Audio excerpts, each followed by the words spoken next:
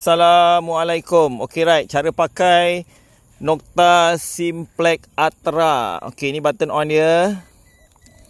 Ini dia punya pointer. Ini untuk ground balance. Ini tolak kiri kanan tambah tolak untuk naikkan sensitivity. Sensitivity tambah tolak. Okey. Ya, mesin ni auto, cuma perlu on, dan kalau nak buat ground balance, kita buat ground balance. Okey, jap dia banyak mesin kat sini, so dia kacau frekuensi. Kita boleh buat frekuensi shift. Ni frekuensi shift pergi sini. Okey, ni ambil yang F3.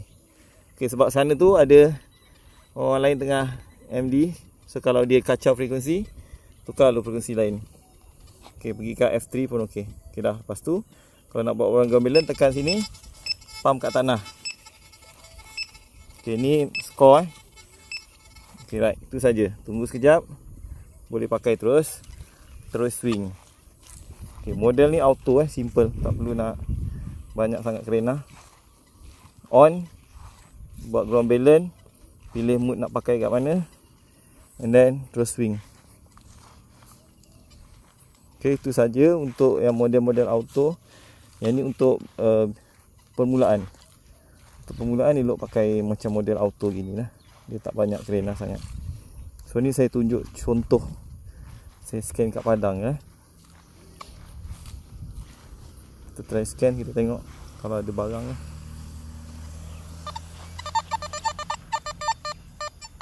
Macam ni bunyi kan, 67. Tekan pin pointer ni tengah ni. Ni tekan tengah ni. Tekan ni lalu kan. So nampak barang tu kat sini.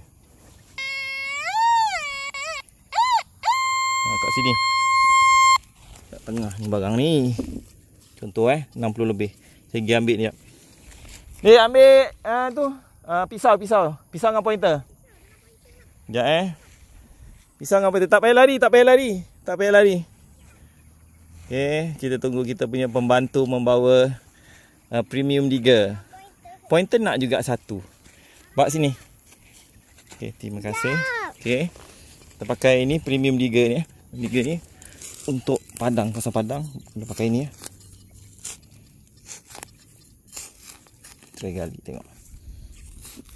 Tu tak payah gali, dah nampak tu. Dah nampak tu.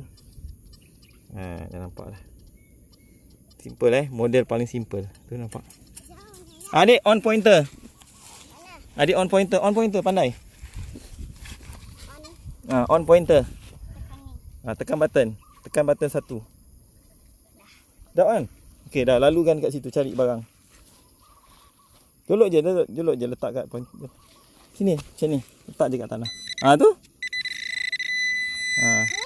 Dah jumpa apa? Dua? Lah. Ingatkan satu. Tengok, tunjuk.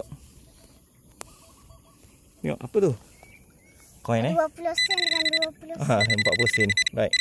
Simple Okey, nampak? Terbukti. Okey dah. Sana pula. Okey, bye.